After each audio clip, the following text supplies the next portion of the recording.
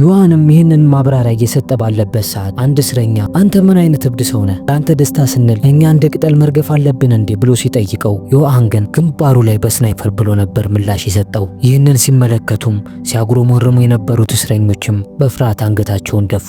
ከዚህ በኋላ ማንም ሊናገር አልደፈረም። ንግግሩን እንደጨረሰም ወዲያው አንድ የጭነት መኪና መጣና ፊት ለፊታቸው ቆመ። መኪናው ሲከፈትም ለማመን የሚከብድ በጣም ብዙ ገንዘብ ጭኖ ነበር። እናም አሸናፊው ሰው ይህንን ሁሉ ገንዘብ እንደሚወስድ ይነገራቸዋል። የገንዘቡ ብዛትም የእስረኞቹን አይን አበራው። ከዛም በዩኒፎርማቸው ላይ ያለውን ቁጥር ተከትለው የተዘጋጀላቸውን መኪና ሄደው እንዲረከቡ ነገራቸው። በዚያው ቅጽበትም የዮሐን ሀብታም ጓደኞች ይሰበሰቡና ውድድሩን ለመከታተል መቋመጥ ይጀምራሉ። እስረኞቹም እንደተባሉት የመሞቻ መኪናቸውን ለመረከብ ወደ የጋራዦቻቸው አመሩ።